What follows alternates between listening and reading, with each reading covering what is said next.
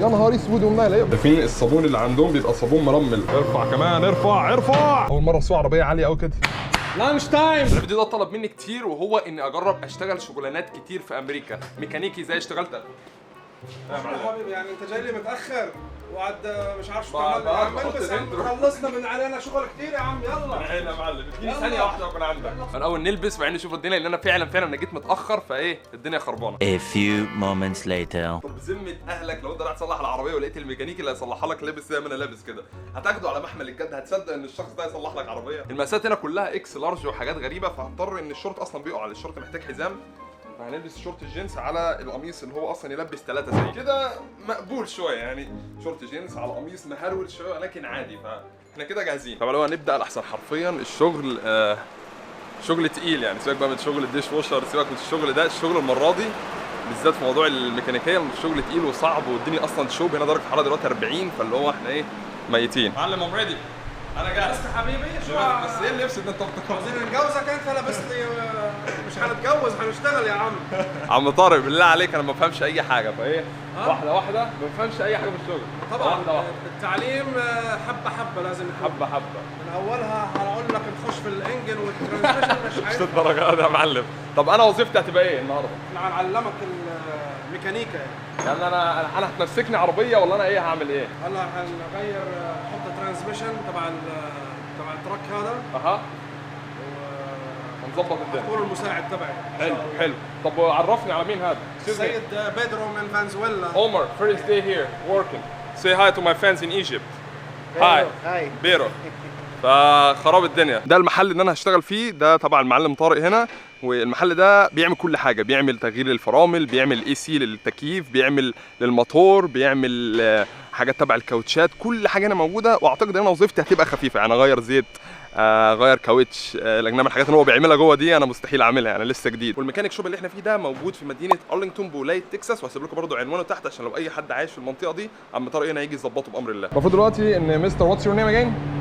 بيدرو جانا تيتش مي، هيعلمني ازاي اغير زيت. oil change, yeah. alright teach me how. Yeah. ده مش يسابني بقول لك ايه. What's that? Ratch, Ratch electric, and 13. 13. Yeah. مفتاح 13 تمام. And what kind of this car? Jeep, جيب Cherokee. تمام. عربية جيب المفروض ان احنا نغير لها زيت. Open the screw. okay. Let me try. Where? Yeah. Here? Whoa. يا نهار اسود ومنيل ايه برو. I'm sorry bro. وقعت لي شويه زيت في الارض. ده احنا اصطباحتنا زي الفل، عم طارق يجي يطردنا دلوقتي. He gonna kick me out. اوكي that's why. مروحه كانت جايه على الزيت ف. Yeah. Alright, after that what we do? Inside the filter. ده oil filter. Let me see. شايفين الفلتر عامل ازاي؟ دي اعتقد كل المفاتيح اللي هنستخدمها في الشغل. يعني هو مفتاح 24 22 21 1 2 كل انواع المفاتيح عندهم. ودي صاجات دي ولا ايه؟ What's that؟ صاجات؟ Yeah. Inside. Magnet. يا فاكرها صاجات قسما بالله. معلم كله تمام معلم، غطى لك الزيت كله تمام، بس في عطل صغير حصل. شو العطل؟ يعني شايف اللي حصل على الارض هناك يعني. لازم تنظفوه يعني. عيب عليك هننضفه كده بس يعني انت عارف مع التعليم والبتاع بناخد وقت عشان نتعلم. المهم كله صح كده، الاول فلتر بره والزيت فضيناه في البتاع دي. ممتاز تمام. طب نمسح البتاع ده ازاي لو عايزين نمسحه؟ بنجيب نخلص السياره ونطلعها ونمسحها. ماشي. السيد بدرو طبعا 24 ساعه على الفون. على الفون بيشتغلوا على التليفون. طب بقول لك انا اللي هاخد مكانه بعد كده. يعني قد ما قلت له سيبك من التليفون والتليفون على الفاضي. والله يعني معتبرني اني ولا حاجه بحكي على الفاضي يعني. لا يطرد وانا اخد مكان. بديل موجود يا معلم، كفء وبيتجهز اهو، بيتجهز حالا. تمام دلوقتي العربيه نزلت ومفروض ان احنا ايه هنحط الزيت بقى. خلاص رمينا الزيت القديم. So where I put it? Where is the oil? اوكي هنحط الكوز. alright بسم الله. Hey tell me when I'm done. البتاعة تقيلة.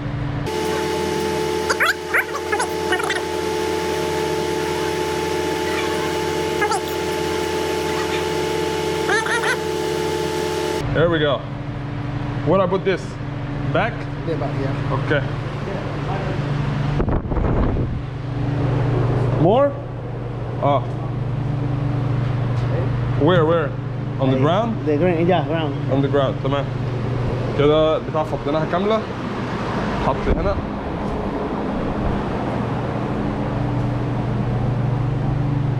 Alright. After that, we good? Close. تمام. نقفل بتاعت الزيت. And Check the level. check the level. بنcheck the level. We're supposed to be here. Yeah. المفروض تبقى هنا. Yeah, it's Yeah, fine. it's good. Back. Where? تمام. Start the car. Reset the light. Reset the light. Perfect. So I close this. تمت بنجاح.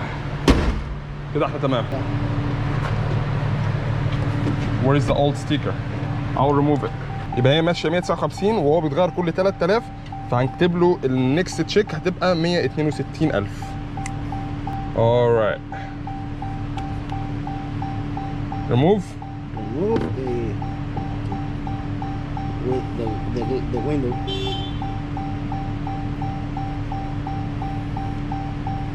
كده تمام.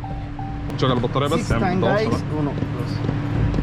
6. بتدوس على البنزين 6 مرات. Yeah. Gas.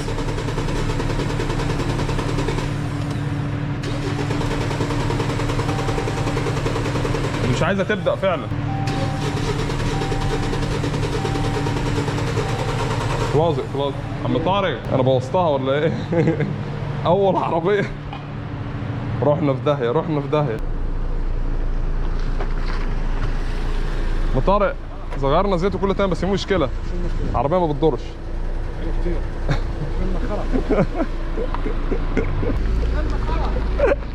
زي ما سمعت وكلنا خرا.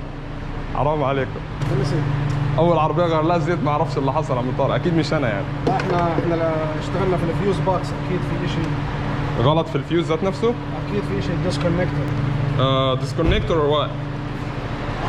احطه في الشاحن. حطه هناك على التول بوكس تبعه. ده بتاع ايه ده؟ على سكانر ماشين. بيعمل ايه؟ دايجنوست بروبلم، دايجنوست تشيك انجن لايت. طبعا الموتور وكده. الجو حر هموت. كيف الجو لطيف ها؟ حر يا معلم. لطيف وشاعري. حر. هتروح تاخذ 3 شاور. على ما يشوفوا موضوع العربيه ده عايزين نكنس الزيت اللي وقع ان احنا وقعناه تحت ده، وكمان دي شايفين التراب اللي على الارض ده ده هو اللي بيشيل الزيت زي الرمله كده، عايزين نشيل ده على جنب كده عشان خاطر ده اللي هنستخدمه ان احنا نحطه على الزيت اللي احنا وقعناه هناك. فجاب رمل ده. It's how you doing? This is the what's that? This is the oil? Oh, okay. Alright, thank you. ده اعتقد الرمل ان احنا اللي بيتحط على الزيت اللي احنا بناخد اللي على الارض. عم طارق تم استلام 3 اكياس رمل. يا حطهم بالاوفيس والله. تعال نحطهم في الاوفيس. ايدي اتملت زيت. تعال نغسل ايدينا.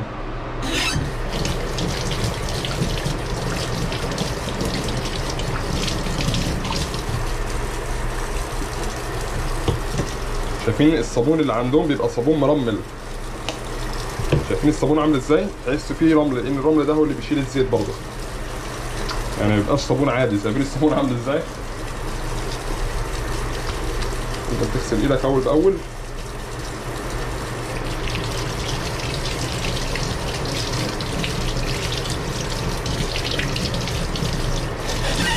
دارت؟ ايوه تمام زي الفل. العربيه كده دارت. دلوقتي المفروض ان خلاص العربيه دارت. شايفين الزيت اللي على الارض ده محتاجين ان احنا ننضفه. زي ما انتم شايفين دلوقتي بيحط الزيت. تمام. المفروض دلوقتي ان احنا نكنسها زي ما انتم شايفين.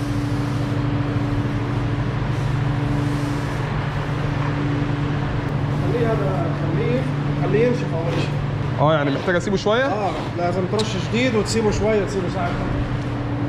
يبقى احنا كنا بنعمل غلط. Let me put a little bit more. How many is that? 1 only? 3. وحطيت لك الورقه جوه. نحط شويه على هنحط شويه. المفروض بيقول لك نسيبه ينشف.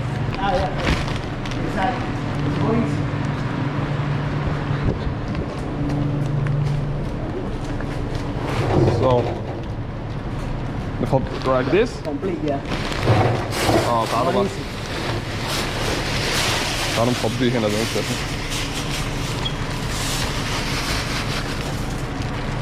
يا لهوي على العفرة. نفضيه زي ما انتم شايفين. كده دي يعتبر أول عربية أغير لها زيت في حياتي. المفروض دلوقتي عم طارق قال لنا ناخد دول وير at the back.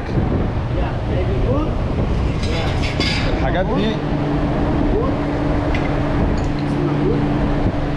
شايفين قطع الغيار المفروض نحط الحاجات دي هنا. Where we leave it? Where? Okay, here. شايفين القطع دي؟ كل دي قطع العربيات اللي خربانه خلاص. عم طارق بياخدها وبيبيعها وبيبقى فيها فلوس. هنسأله عن الموضوع ده. جو نار نار الله المقدها. ودي كله تبع الحديد. الحديد اللي احنا رميناه ده بيتعمل بيه ايه؟ هذا بنبيعه. بيتباع بفلوس؟ قد ايه طيب؟ هذا السكراب بنجمعه كل every 7-8 months بنوديه على السكراب يارد وبنبيعه بحوالي يعني حسب الطن يعني. الطن مثلا بكام؟ هذول 12 طن 15 طن يعني يمكن يجيبوا لهم $300 250 ال 12 طن يجيبوا لك 250 300. اما انا فاكر الافات. نو هذا 300 $400 انكترت يعني. نستفيد منها من الشاب سبلايرز يعني. صح. نشتري فيه صوب يعني دي الحاجات اللي بتبقى بايظه اللي طالعه من قطع الغيار اللي طالعه من العربيات القديمه. القطع الخربانه الحديد كله بنوديها على السكراب يارد وبنبيعها. بنشتري فيها سبلايز للمحل زي بريك لينر اويل فلترز ما اعرفش ايه. بس كلينر للشاب يعني. بننظف فيه المحل ضوء خرب مثلا للشغلات هاي بس. الحاجات البسيطه. الدنيا سلو النهارده ولا ايه؟ والله شويه. لا عندي سياره هاي بنجيبها. بدنا السياره هاي نجيبها. انهي واحده فيهم؟ فورد اسكيب السيلفر؟ فيها كولنت ليك. خلينا نحطها على الجاك تمام. فين معاك مفتاح او حاجه؟ الليك جاي من وين يعني؟ المفتاح هي. يلا بينا شغل يا جماعه. يلا تمام. هجيبها في انهي سايد ده؟ اول واحد تمام. بسم الله. تفتح منين؟ يا لهوي على الحر يا لهوي.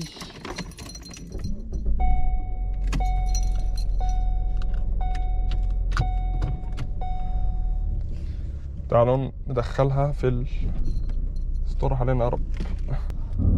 تاني جوه كمان تمام.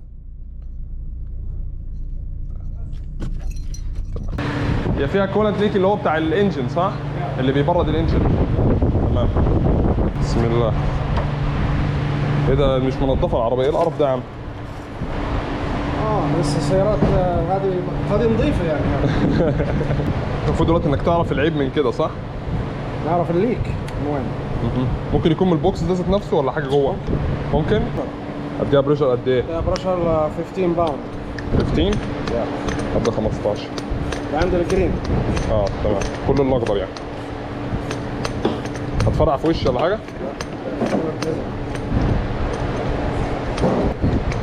كمان بس خلاص. اديها واحده كمان من عندي. يلا.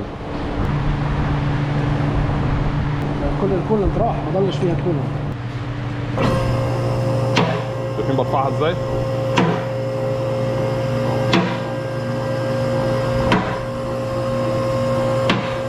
ارفع كمان. ارفع بس كده. الموضوع شكله كبير. طب انا اروح اجيب ميه واجي. صراحه ربنا الموضوع طلع اصعب مما نتخيل. والشغلانه عايزه صبر وعايزه قوه وعايزه انك تقف على طول وعايزه تشغيل دماغ. فشغلانه الميكانيك صراحه ربنا يكون في عون الناس اللي بتشتغل الشغلانه دي. ودي شغلتها الاساسيه. زائد بقى الحر اللي احنا فيه ده. درجه الحراره بره 41 وتكساس الحر بتاعها غير اي حر قسما بالله. الدنيا بره الشوق. صراحه ربنا يسيبهم شغالين بره وايه. واتسحبت كده قعدت في الاوفيس هنا في التكييف. ده الاوفيس اهو زي ما انتم شايفين. وانا هروح اقعد على الكرسي ده. هنا طبعا بيشتري القطع بالكمبيوتر ده والكلام ده كله. وهنا الكاميرات لو انتم شايفين فهم شغالين في حته هنا. احنا هنا اهو. انا ده اللي قاعد على كاميرا وهم شغالين.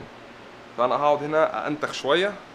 ولو سالني اقول له ايه براقب السكيورتي ببص بعمل اي بتنجان. لان صراحه ربنا القعده في الحر بره طول الوقت ده عذاب عذاب عذاب. وده كمان كارت المحل بالعنوان برقم التليفون، عشان ايه اي حد هنا جنب عم طارق يجي لعم طارق وايه ويظبطه. الناس ما عملتش لايك ليه؟ ممكن تحطوا لنا 300 لايك دلوقتي على البث.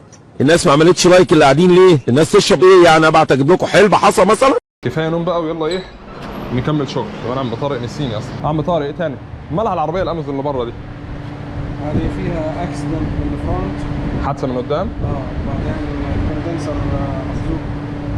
الكونتينر ده بتاع ايه؟ التكييف؟ فين انتوا العربيات دي اللي بتاعت امازون التوصيل اللي بيوصل لك الباكج وكده؟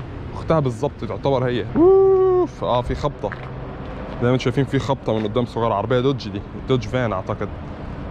بيقول لك الكوندنسر من قدام بتاع التكييف في دامج او في حاجه. الكوندنسر مخبوط من جوه انا شايفه. بسم الله. ده عربيه.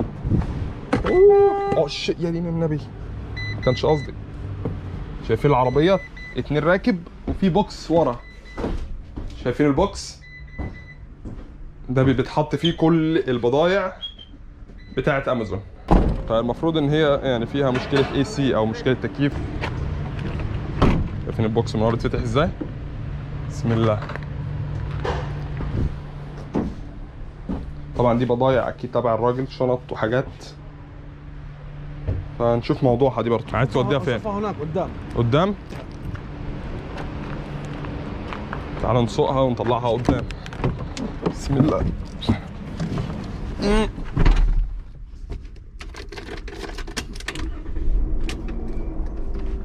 بسم الله الرحمن الرحيم.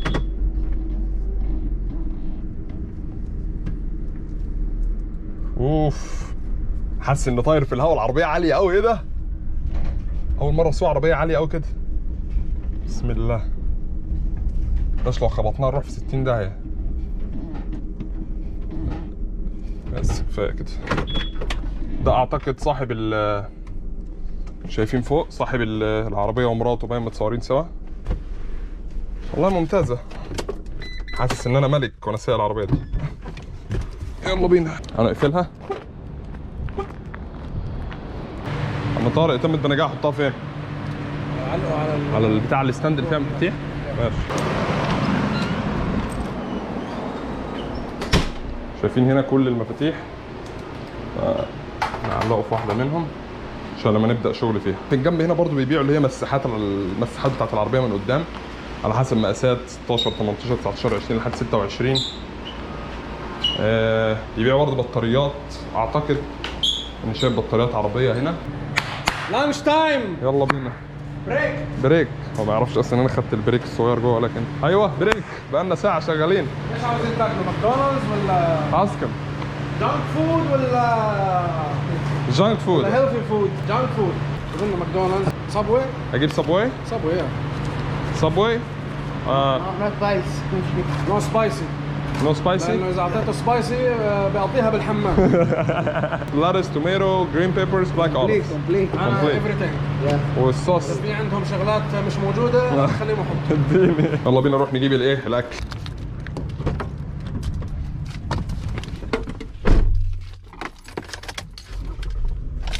وصلنا صابوي.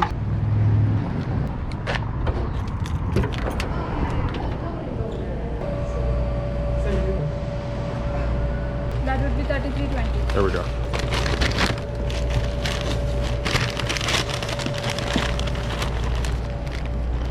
تمام زي الفل.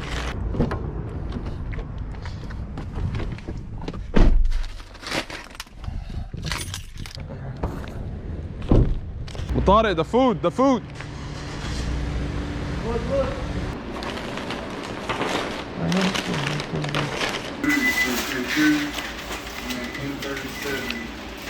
بس كده يعتبر اليوم خلص. كانت تجربة حلوة، اتعلمنا شوية حلوين.